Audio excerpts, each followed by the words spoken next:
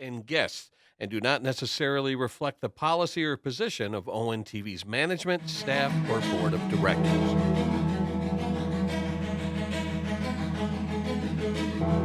Detroit basketball.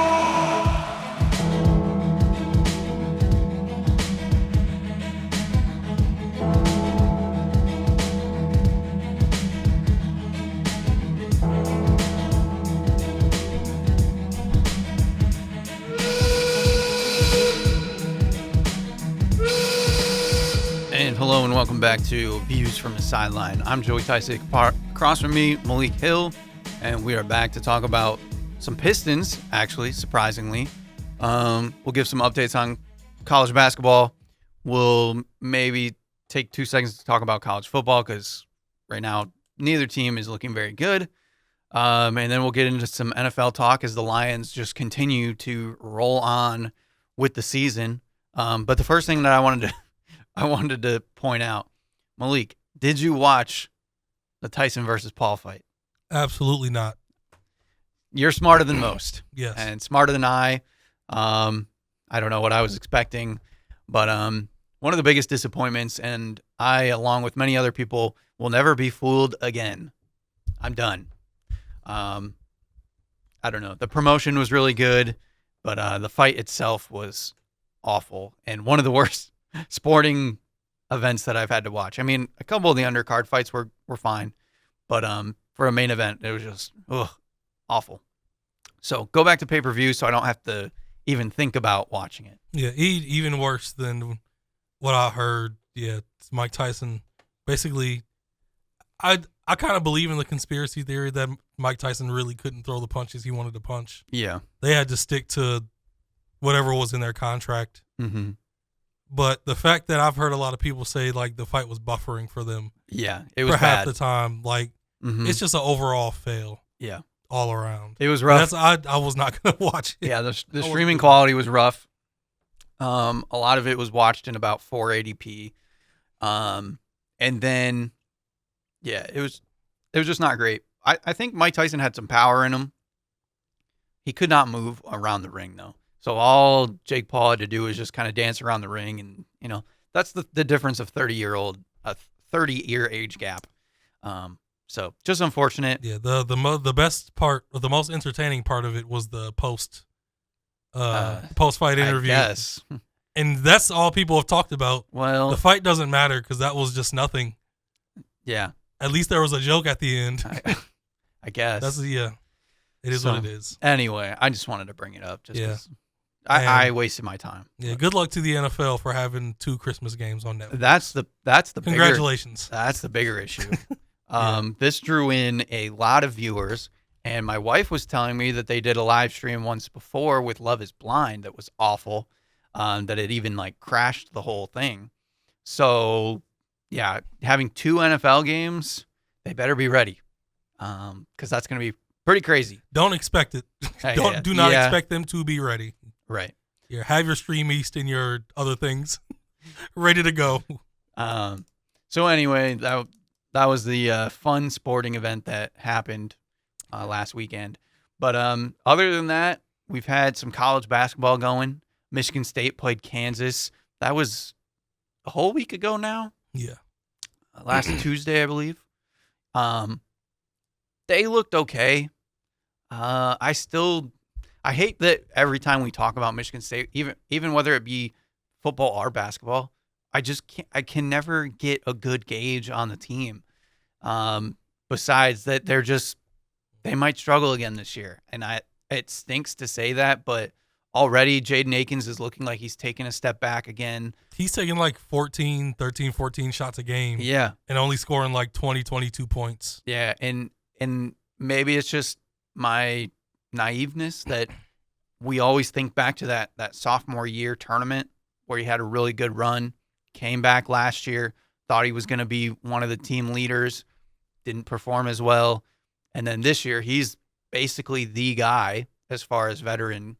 And it's just kind of the same. He's taking a lot of shots. Like you said, it's just not getting it done to what we want. Xavier Booker, another year of That Kansas game was rough. Can he do anything? Well, this goes back to the questions we always ask. Where is the development? Yeah. What did Izzo do with his coaching staff? Yeah. Like, He's taking a good amount of threes. He can't hit any threes. So then you'd think, well, work on your post game, but he doesn't seem to have one. I don't know, if Jeremy Fears is still getting his legs under him or what. He looks, I don't know what it is with him so far. Maybe it's a mental thing. And, I still think one of the bright spots of this team is Jace Richardson, which to me, he's been one of the he needs to keep getting his minutes up because he's been efficient. He's just looked really good. Trey Holloman's been okay here and there, but it's just, I don't know. It's a mess still. In that Kansas game, I'd say Jace Richardson has been a standout since the season started. He's been a bright light. Yeah. But of the older guys, it was like Jackson Kohler and Frankie Fiddler. Jackson Kohler kept the offense alive and was really good in the runs they had to stay in the game against Kansas. Mm-hmm. And then in the second half, Frankie Fiddler got going a little bit. But besides that game, he really hasn't shown a ton. Yeah. When Jackson Kohler is like the one guy that's made a bit of a leap, and he came into Michigan State with a bunch of talent offensively. Right. He just had to get over injuries, but mm-hmm. Cohen Carr hasn't taken a jump offensively. Yeah. I don't think Kurt Tang is really ready. Mm-hmm. Like you said, Trey Holloman, he knows his role. I don't think there's anything like more. It's like they play. They can't play free. Right. Like nobody looks confident on offense. Mm-hmm. And I don't know how much this says about like the MSU program, but you look at some of the guys that left. Pierre Brooks is into his second year in Butler, but right. He looks confident. He had and free. A good season last year. Yeah, he looks confident and free in every game he plays. AJ Hoggard has looked pretty good for Vandy so far. I don't care what AJ Hoggard does. I understand that. But I guarantee he's going to have a really good season for Vandy, and they're going to depend on him. And this is another one you don't want to hear, but Matty Sissoko has been decent for Cal. Yeah, I don't care about that one either. Guys look like they have new life and confidence outside of MSU. Yeah. Why can't guys play with extreme confidence?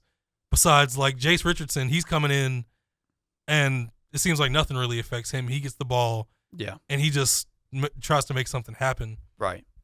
But yeah, besides the fast break highlights from Cohen Carr and the occasional decent move from a big man, I don't know what they have. Yeah, I don't know. Well, and even last night, so I didn't obviously watch this game, but they played Samford, and Samford is a good program, but they're not a Big Ten level school. Obviously, they made the tournament.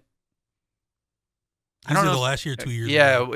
It might have been recently. Year, yeah. So again, it's a good program, but Michigan State only won 83-75, and Jaden Akins actually had a good game. He had 25 points, 10 of 15 from the field, 3 of 7 from 3. But nobody else really got going. They once again are one of the worst 3-point shooting teams in the country so far. Yep. And I've said it for years, but people wanted to discount it that, the previous couple years before this drought, they were one of the best 3-point shooting teams in the country. Problem was their attempts were one of the lowest in the country. So people thought, oh, their percentage is good. They must be a good 3-point shooting team. Well, if you don't shoot that many, then you're not going to get a good true percentage of what you actually shoot. And so now they've upped their volume of threes, and the true talent, I think, is showing out. Trey Holloman was 1 of 9 from 3 last night, looking at the stats, and I don't think that's going to be what he is. He's a better shooter. I thought Frankie Fiddler would be more of a high-level catch-and-shoot guy, but they don't really run anything for Frankie Fiddler, it seems. And that's where I think, again, they have this weird stagnant offense that is leading to Jaden Akins playing a bunch of minutes, shooting a lot of shots, but then the next closest, Trey Holloman took 9 shots, all threes. Jace Richardson, 4 of 6, 1 of 2. He had 25 minutes. Keep giving him more minutes at this point. Jackson Kohler played 16 minutes last night. Fiddler played 26. Zapala played 18. Jeremy Fears played 13. Only got 1 shot. So it's just weird. Xavier Booker played 10 minutes. So it's just weird. It's a stagnant offense. And it boils back down to, what is Izzo going to do? Nothing? Again? Another year? Are people really going to keep buying that he's just this great coach that is going to, ride off into the sunset with this team? Like, I'm sorry, but he's not that guy anymore. The league is different. The game is different. And we've said it 100 times. He just hasn't adjusted. Yes, I think he's going to bump heads with fans and press to the end at this point. Mm-hmm. Because it clearly shows on the court, but he's still stubborn, headstrong king of East Lansing Izzo. Yeah. He knows all. Right. So why question it? Why would you question me? Yeah. I know what I'm doing. And it's Maui, going to be like that till the end. And Maui starts on Monday. That's against Colorado. Colorado, we were saying at the beginning of the season, we don't know what they're going to be like. Well, they've started out 4-0. So, again, we know they're going to be a solid team. Still, I don't think they've really played anybody. But, again, Colorado's been that solid program in recent memory. They played Harvard, blew out Harvard, blew out Fullerton. They only won by 2 to North Colorado. Yeah, in double overtime. They're a team that's figuring things out. Even though they're 4-0, they're figuring out a lot. Like who they're going to depend on. But I think this is a good,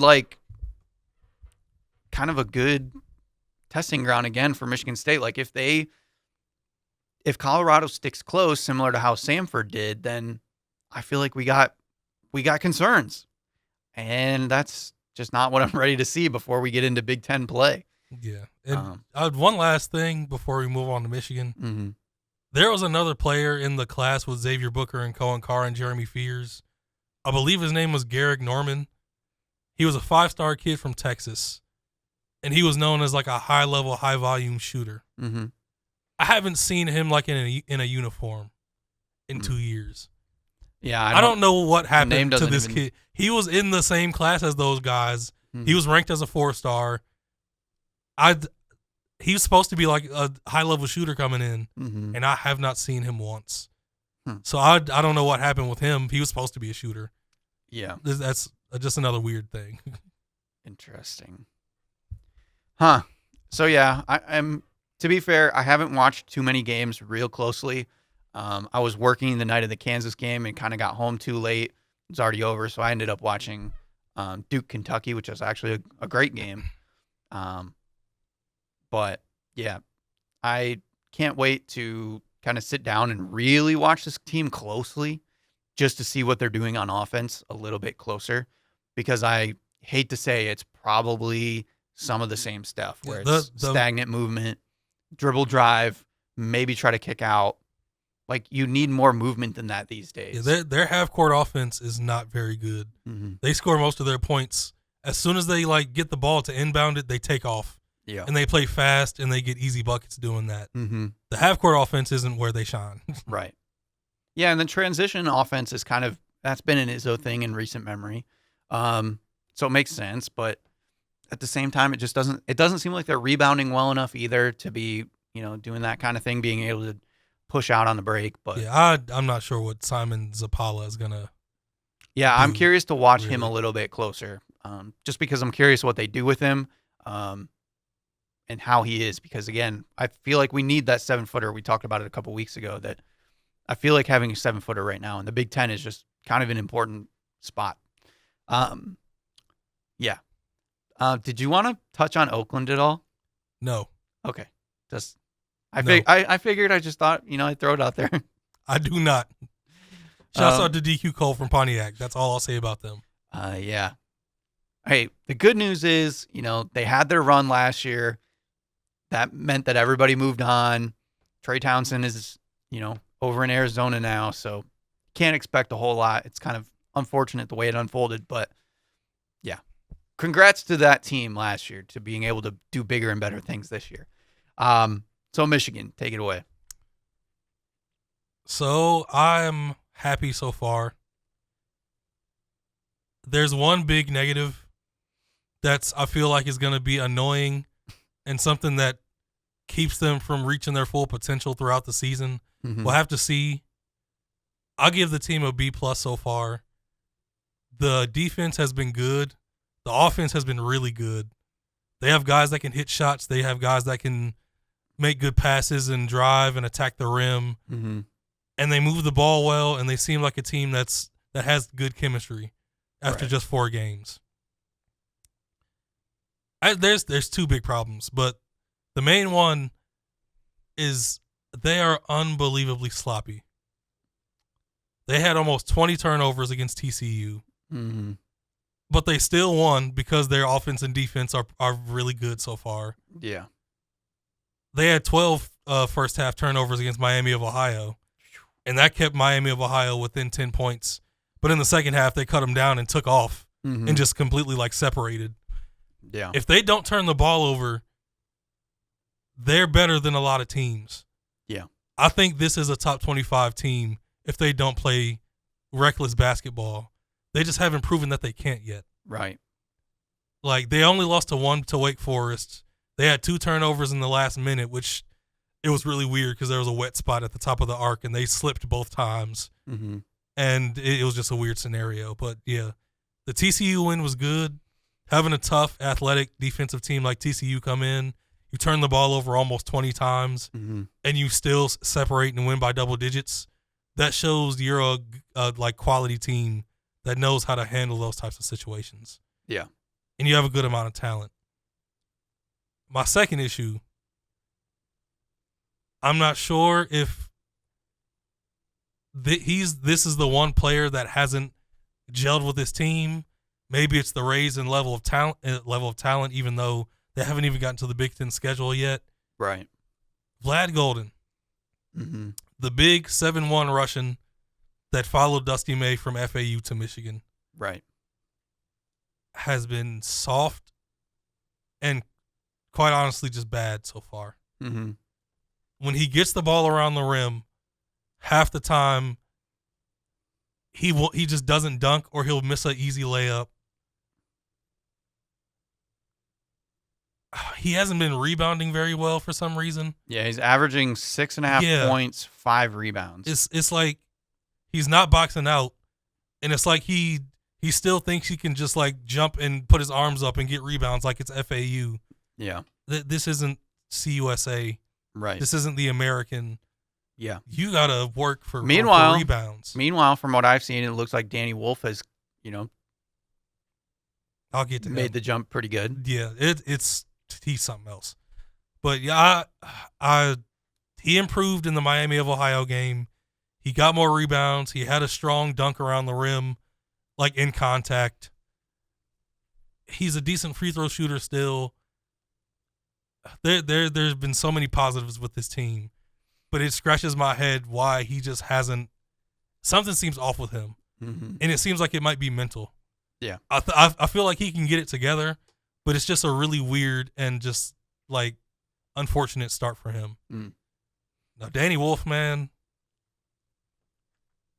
I knew he was talented, but he is a legit 7 foot. He can handle the ball. He can shoot. He has post moves. Everything he did in the Ivy League, he's doing now. Yeah. He had, I think it was 12 and 14 against TCU. And they have size and athleticism and strength. Right. And he was doing what he usually does, coming off screens, splash a 3, get it in the post, easy, turnaround hook shot, dribble full court. He still has his turnovers because. Yeah, I was going to say that's maybe his one concern that I've seen on the stat sheet is just turnovers. In terms of the talent, just shifting up to the next level, it's impressive. I mean, it's really impressive. I like Trey Donaldson a lot also, the transfer from Auburn. Yeah. He looks like he's going to be a quality point guard for this team. I just like the team overall. Yeah. I really like what they're doing so far. But they got to clean up the turnovers. There are certain players, like Roddy Gale is such a talented scorer with the ball in his hands and can make stuff happen.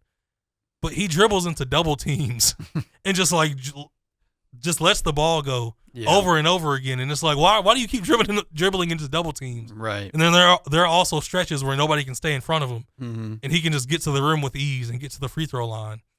So the talent is there for a year 1 team that mostly was picked up through the portal. I love what Dusty May has put together so far. Yeah, and their upcoming games, they got Tarleton State. Yep, which and is no then big deal. Virginia Tech could a be bit of a challenge. Virginia Tech usually a strong defensive team. It Or are they more it offensive? depends on these the days? year. I can't remember. Some years they're better offensively. Some years they're really Okay. good defensively. All right. I expect it to be a fight. Yeah. I'd be surprised if Michigan just blew them out, but Mm-hmm. I'd favor Michigan, just knowing what I know about both teams so far. Yeah. It should be a pretty good game. Yeah. And after the Thanksgiving tournaments, they got Wisconsin on December 3rd. That'll be their big opening night Big Ten matchup. Yeah, and Wisconsin upset Arizona at home. Yeah. Their starting two guard, John Tanche, scored 41 points. Mm-hmm. And then they almost lost to UT Rio Grande the very next game. Yeah. So who knows what that Wisconsin team is. Right. I'm excited. Yeah. Yeah, I'm excited for what Michigan can be. Mm-hmm. And honestly, what the Big Ten can be. Because Purdue beat Alabama at home, and then they went and lost to Marquette. There's going to be a lot of up and down. Yeah. Tonight, Illinois plays at Alabama. I'm going to watch as much of that game as I can before I fall asleep. But, yeah, I like what I've seen so far. I give them a B+. Yeah. Some glaring flaws that they have to clean up, but, yeah, I like it. Right. And then the other games that we'll get to talk about, hopefully for next show, they do, after Wisconsin, they have Iowa taking on Peyton Sandfort in his 17th year at Iowa. And then they play Arkansas in the, what is that, just the Jimmy V Classic? Yeah. Yeah, no, that'll be a game where all the eyes will be, what are you made of? Yeah. So Against, Arkansas is all talent. It's another Cal team. Like, they've played close to competition that's lower than them, right. but they've also looked impressive against teams like Baylor. Yeah. So So- their schedule will ramp up pretty quickly, which Yeah. is going to be fun. Michigan State, I didn't look beyond what they got. Their Big Ten opening schedule isn't too bad. They got Minnesota, Nebraska, then they get that typical Oakland game before Christmas. They get to play FAU and Western Michigan, so they don't have anybody like crazy until we get into the new year. But even then, depending on how the Big Ten shakes out, their schedule is actually much easier than it normally is, so to speak. So they don't play Purdue until well late into the season. So they can get going hopefully early, get some ramp-up games, and figure things out. Any other college basketball teams you wanted to watch out for? Like I said, I watched Duke and Kentucky, both teams looking really good. I like how Kentucky looks right now. Yeah, and they kind of flustered Cooper Flagg at the end of that Duke game. He was having a strong second half, but he tried to take over down the stretch, and he had a couple key turnovers, which led to Kentucky winning that game. So yeah, they're a team once again, as always. Even with the coaching change, that they're right back and ready to go. Yeah, they're back to being like a real college program because Cal ran them like an NBA franchise, Right. for a lot of the time there. So I really like Kentucky. Mm-hmm. I like Creighton so far. Their big man, what's his name? Give me a second. Ryan Kalkbrenner, averaging 26 and 8 so far. Yeah, he's been He phenomenal. had, I believe, 49 points in their first game of the season. Yeah. Yeah, he had 49 and 11 Mm. to open the season. He's like 7'2". He can run the floor. He has soft touch around the rim. Right. It doesn't take much for him to get a lot of points and a lot of rebounds. So I like their play. The way they play is satisfying. So Yeah. it's always fun to watch Creighton. And that's how I feel with UConn. UConn's been, I mean, they haven't played anybody yet, but you just assume they're going to be ready to go. Alex Caravan kind of stepping up in his junior season, looking really good so far. They have Solo Ball, who's been playing solid. And then they have, he was from St. Mary's, Aiden Mahaney, as their transfer point guard. You know this who's year. having a great start so far? Who? A guy that you may have heard of before named Terrace Reed. Oh, yeah? 12 points, 10 rebounds, 74% from the field, Mm. coming off the bench. Yeah. I remember mentioning to you what was going to happen Yeah. when he got to UConn, and he's not even starting yet. Right. So Yeah, good for Terrace Reed. Also, they beat East Texas A&M 81-46 yesterday. Mm-hmm. And Danny Hurley destroyed the team in the post-game press conference. Yeah. Said it was embarrassing and comical. Similar to Dan Campbell talking about the Lions against the Jaguars. There's a reason why they're back-to-back champs, because he only demands excellence. Yeah. And anything below that, he just destroys. Right. So I'm so happy for that. I wish all my programs were like that. Yeah, they get to play Memphis in the Maui Invitational, so that'll be interesting. And then on December 4th for the Big 12 Big East battle, they're playing Baylor, so that'll be a really fun one to watch out for. One more before we move on. There's a duo you need to pay attention to from Florida, Joey. Okay. Walter Clayton Jr. and Will Richard. Walter Clayton Jr. Where's that name familiar from? I don't know. You probably saw him in the tournament last year or something. But could be. Walter Clayton is averaging 18, 4 and 4, shooting almost 40% from three, 55 from the field, and 92 from the line. Mm-hmm. Will Richard is averaging 15 and 5 with 2 steals. Okay. 50% from the field and 87% from the free throw line. Mm-hmm. They dominate every game they play together. Like, you can depend on them to take on the load of the scoring, so everybody else on the team can just play their role as well as they can. Mm-hmm. Like, they're rarely going to have off games, and they're watching them two play off of each other. It's so fun to watch. So you should watch Florida every now and then to watch them two play. All right. Because, they dominate a lot of the ball usage, and it's for a reason. They're that good. Okay. I will keep that in mind. Yeah, other than that, college basketball, like we said, just getting started. Yeah, it's starting to get close. Like I always feel like Thanksgiving is kind of that time where I starting to get into it, because, like I said, that's Maui Invitational. They have the other tournaments going on. Yeah. So that's typically when I'm watching, and then really ramps up after New Year when they get into a lot of the conference stuff typically. Yep. So that's exciting. I'm excited to dive into more college basketball as we keep going. But yeah. College football updates. Michigan and Michigan State are just meh. Yeah. Michigan will probably beat Northwestern this weekend. Yeah. And I don't think Ohio State will embarrass Michigan, because Ohio State isn't great. Yeah. They're really good, but I don't think they have a standout win besides Penn State. Yeah. But we know what James Franklin does, and Penn State could have won that game, but they blew it again. Yeah. And you win on the road at Penn State. It's impressive. Mm-hmm. But Ohio State has not looked special at all this season. Yeah. They have special talent everywhere. Still one of the most talented rosters they've ever had. Mm-hmm. But would you say they're special? No, I don't think so. I mean, maybe like you said, maybe there's special talent, but as a team, it's just not there. Yeah, even though it's in Columbus, I just don't see that as a team that has the killer instinct to put up like 60 on Michigan. Yeah. Like, this isn't an Urban Meyer team. The Justin Fields teams, like, his last game, he went into Michigan and put up 56 and just kept it going nonstop.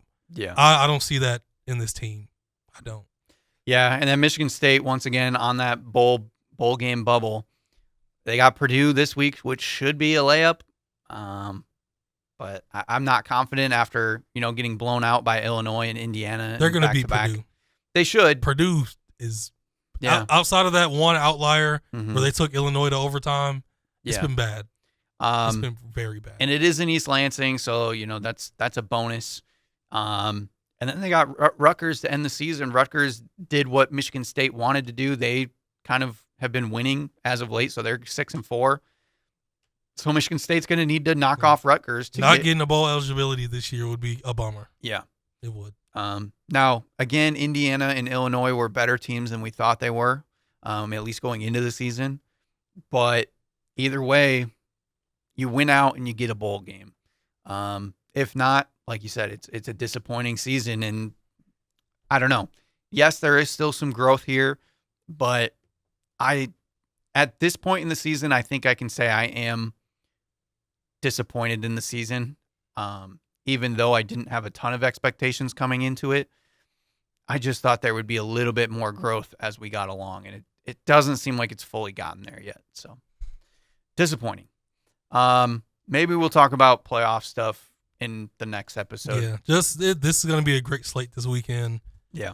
I love the state of college football when Army and Notre Dame is the evening primetime game, Mm-hmm. and there are actual playoff implications for both teams. Yeah. That makes me happy. Right. You got BYU, Arizona State. You got Colorado, Kansas. Kansas came out of nowhere after starting bad. Mm-hmm. They upset Iowa State. They upset BYU at BYU last weekend. Mm-hmm. Indiana, Ohio State, huge game. Yeah. There's a bunch of good games this weekend. So Right. yeah, another weekend of great college football. So moving on to the NBA. Crazy enough, we get to talk about the Pistons. Joey, What? listen. They're okay. They're okay. Say it one more time for the people. They're okay. We have an average team, Joey. Yeah. We have a decent average team. Decent might be pushing it. Okay is decent. But I said average. okay. Listen, they're 2-0 in cup play. Whatever that means to they got NBA that fans NBA today. Cup miracle. They're 2-0 in cup play. 7-9 because they don't know how to finish games yet. Mm-hmm. And they don't know how to play defense in certain moments, But if I told you especially big men. they'd be 7-8, 7-9 at this point, I'd probably before be the surprised. season started, Yeah, I'd be surprised. you would have been very surprised. Mm-hmm. And knowing they have a lot more improving to do, knowing JB Bickerstaff has already made an imprint on this team, Yeah.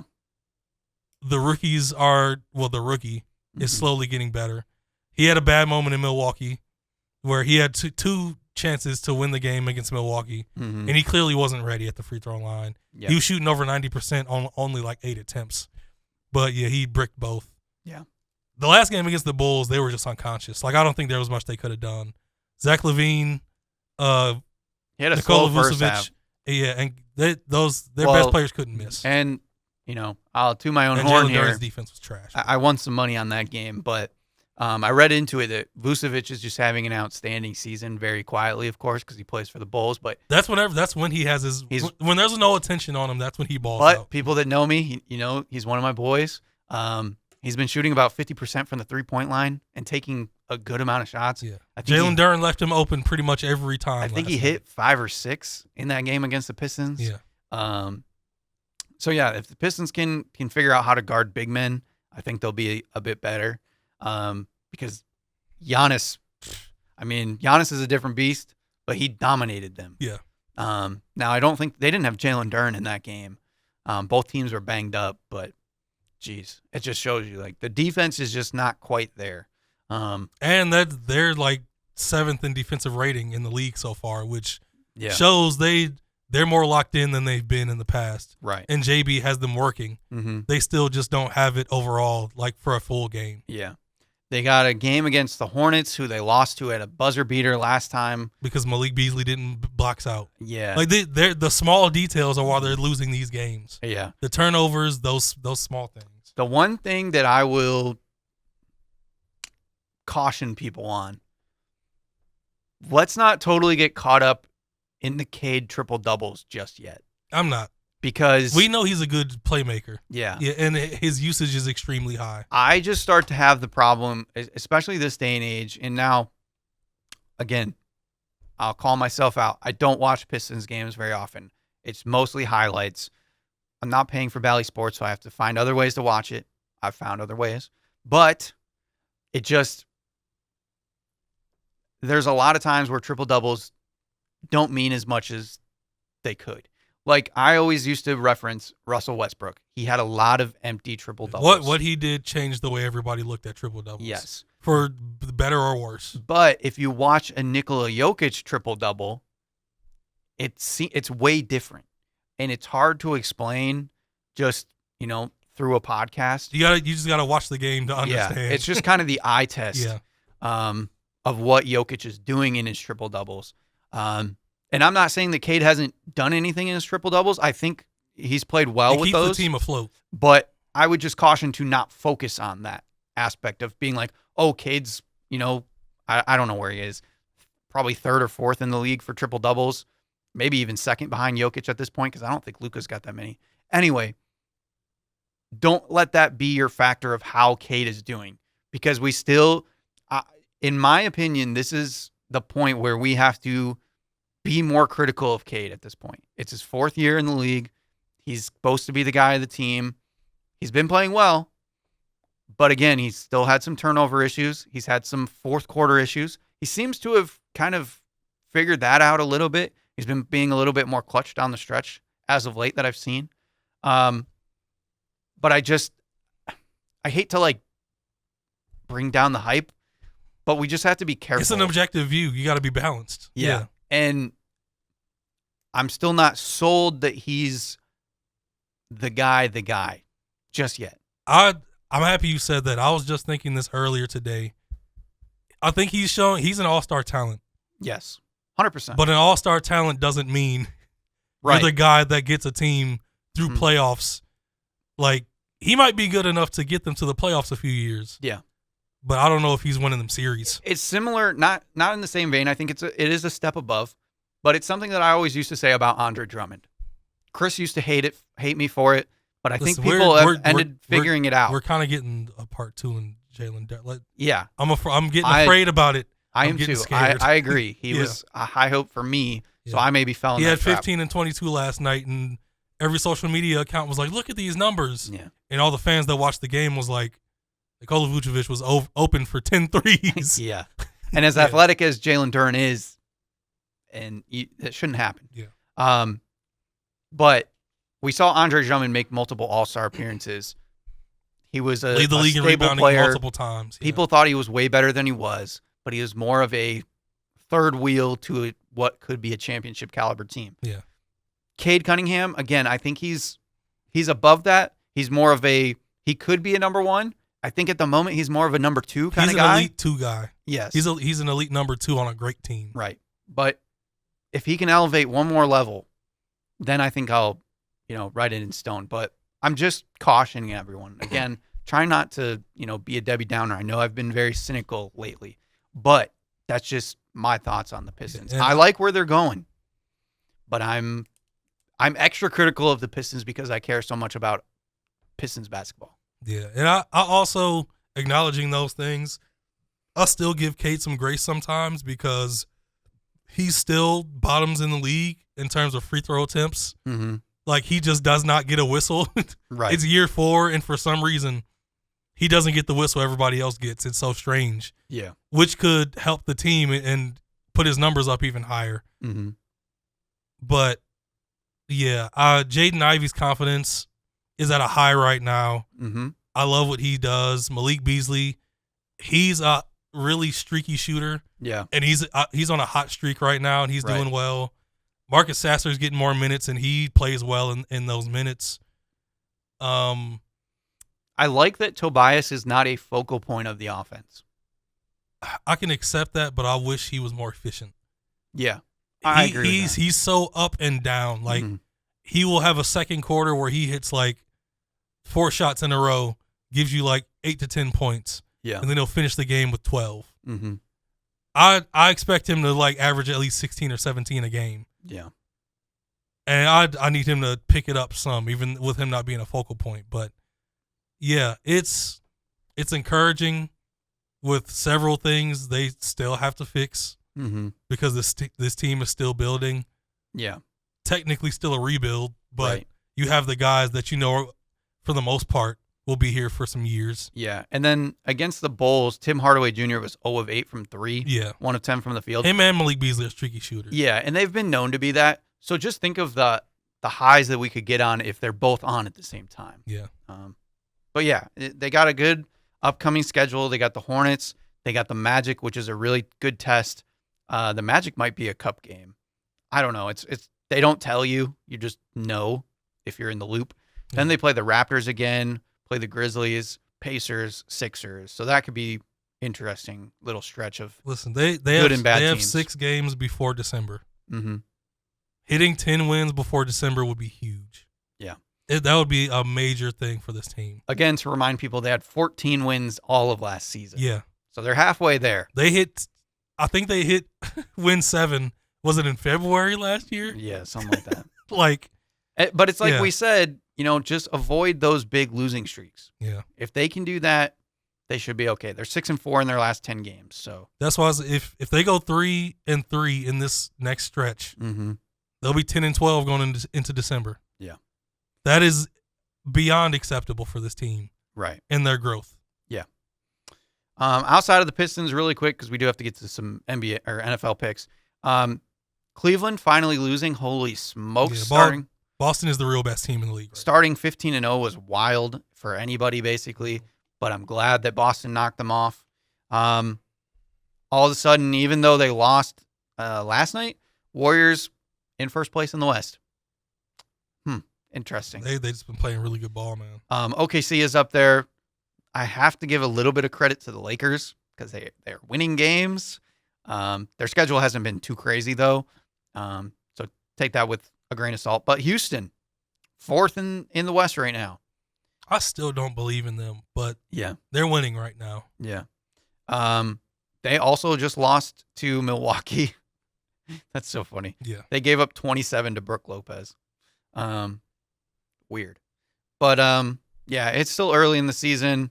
But NBA has been okay so far. Again, I'll pay attention. A few standout side notes. Have you seen Jalen Johnson and Dyson Daniels? Yes. Holding down the Hawks? Yeah.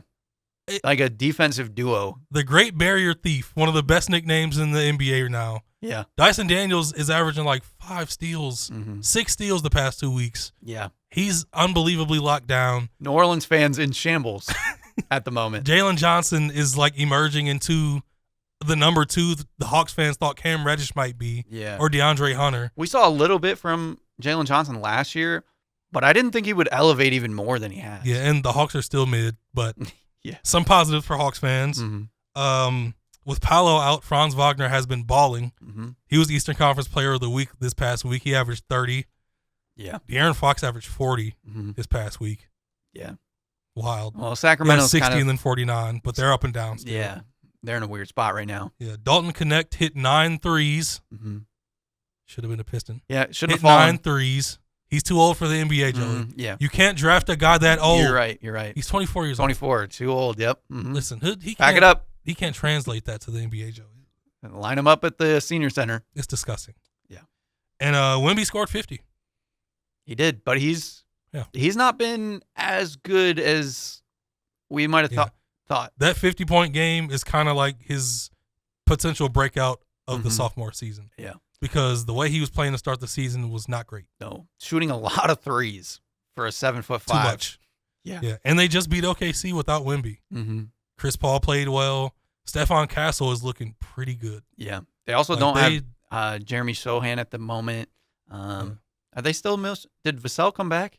Yeah, he did. Okay. And Pop, unfortunately, had a stroke. Yeah. He'll be out for some time.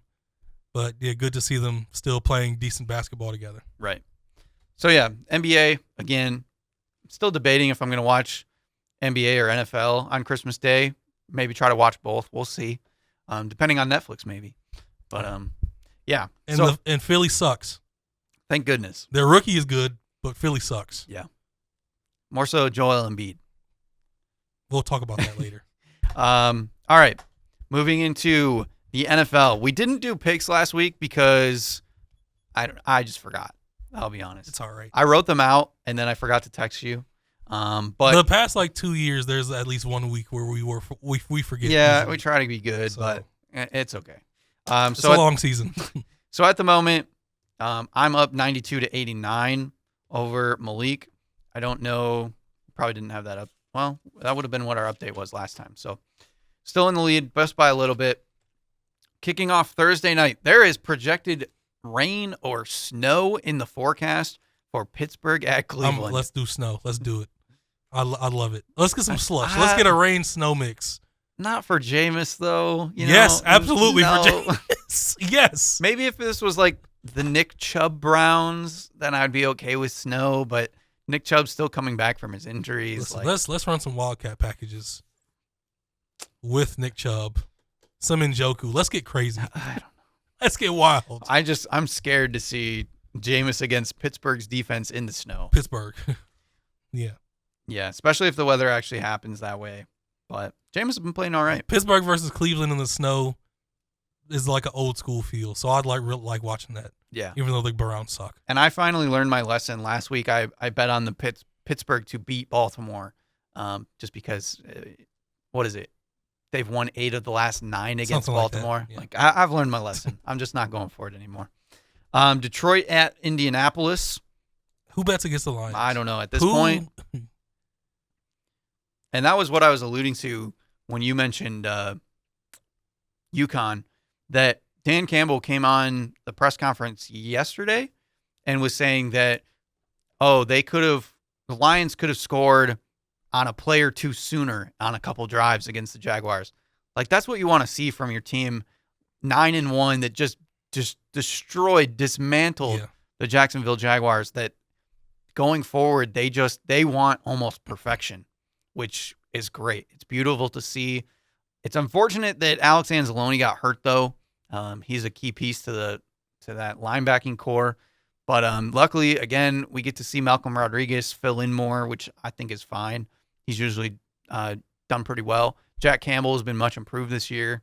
So the Lions just keep marching on. Yeah, the odds of the Colts winning this, I don't know. Anthony Richardson had his best game of his career last week against the Jets, which they're the Jets. Right. But it doesn't take much for him to make mistakes. And yeah, he's still very inconsistent. Yeah. And then the Lions get Chicago on Thanksgiving, which should be pretty doable, but I'm not going to count it out just because it's a rivalry game. The Bears are dealing with some trauma right now. Yeah. They got a lot of things going on. But after Thanksgiving, that's when it gets crazy. We got Buffalo, San Francisco. There's another game in between Buffalo and San Francisco. Who knows what team is going to show up. Oh, it's the other Chicago game. So is it Buffalo, San Francisco, Chicago, Vikings? I can't remember. Either way, we got to go outside to Chicago in December. That's going to be a little bit nervy, but it'll be another good test. We also have to play the Vikings at the end of the season, but Bills and San Francisco, those will be some big key matchups that will be fun to watch. Next up, we got Minnesota at Chicago. Minnesota, I'm starting to see a little bit of fraud alert going on. They're kind of doing what they did a couple years ago, where they're getting wins, and I'm not sure how it's happening. They're 8-2, but they just, with the eye test, they don't look that great. Can I pick first? Yeah, this is in Chicago. I'm gonna call a weird, sloppy game where Chicago wins. Okay, Chicago should have won last week against Green Bay. 20 to, I'm going to go with a weird score, 20-15. Okay. Chicago. I guess I'll just take Minnesota. I was also kind of thinking Chicago, just it being at Chicago. And Chicago's defense is still pretty good, but I'll go Minnesota. New England at Miami. Couple of weird teams. Miami's looking better as of lately, but they don't have the explosiveness that they had last year. And I'm not sure what it is exactly, if it's play calling, if it's just confidence. Maybe Tyreek is just aging finally somehow, but not sure. Meanwhile, New England, they've been okay. Hope. They have hope. Yeah, they have hope for the future, but right now they're kind of... The roster still isn't that good enough. I'm going to go with New England anyway. Why not? I'm going to go with Miami, even though I believe in my guy, Drake May. There you go. Tampa Bay at the Giants. Tommy DeVito. Tommy's back. Cutlets. Are you happy to see Cutlets again? Not really. It's the perfect time of year around Thanksgiving. Yeah, I guess so. That's when you unleash Cutlets. I guess just for the memes, but I don't know. At least it'll be something fun. It's interesting. I mean, and the other thing too is if he has a really good game, Tampa Bay's defense has been awful. So like, is it really proving anything? I don't know. Tampa Bay. Okay. Yeah. I want to go with the Giants though. Do it. I'm gonna go with the Giants. Yeah. I got a 3-game lead. Might as well get crazy now. Because the next game is Dallas at Washington, and I'm not picking Dallas. Dallas is just in shambles. Listen, if the Giants win, I want you to send me a video doing the hand gesture. Okay. I want you to send me that. All right. Kansas City at Carolina. I mean, the Panthers. Do you believe in Bryce Young? But At least Bryce Young is looking competent. Yeah. Um, I'm so happy the Chiefs lost the game. yeah, me too. And Josh Allen doing it was fun. Mhm. But it scares me that They do that every year. That's why it scares me that it's going to happen again for the Bills in the playoffs. Yeah. The Chiefs are winning this game. Right. Tennessee at Houston.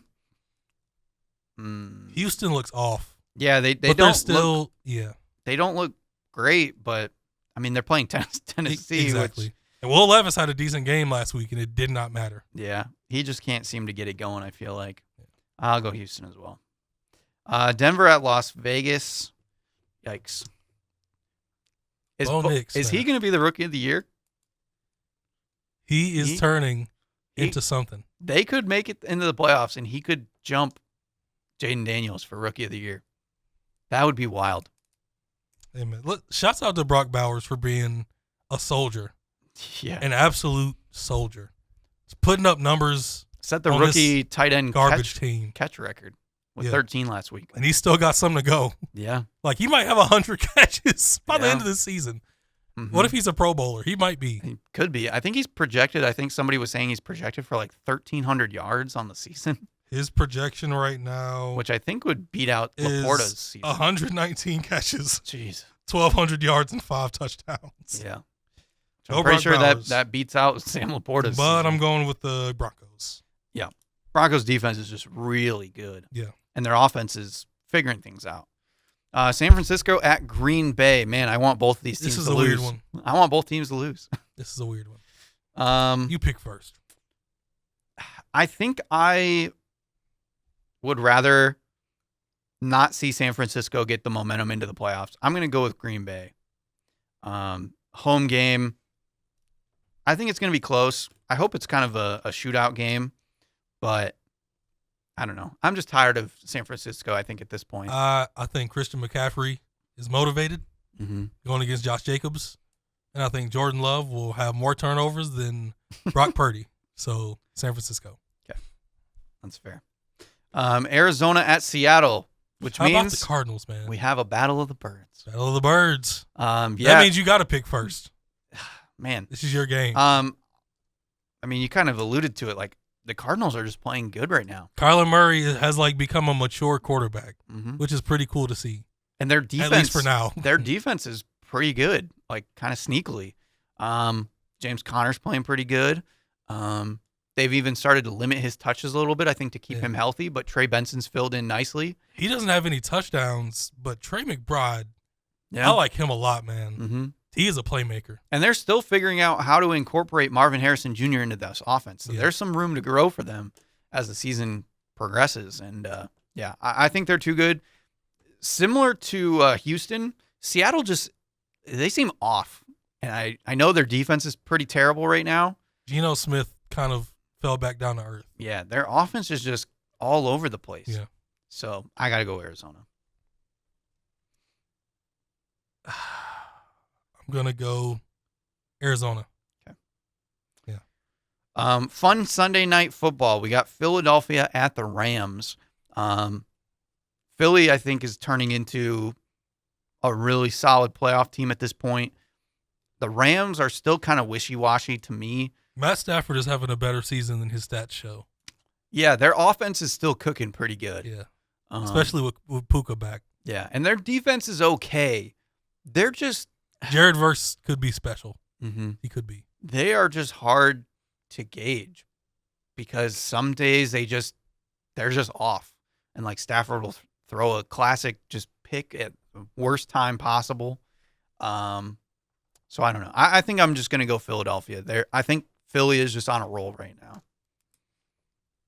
I'm going to take a chance because I still don't feel good about Sirianni and Jalen Hurts as like a duo. Yeah.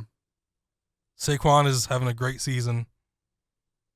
They're playing decent football, but I'm just going to go with a chance on this one. Rams. Okay.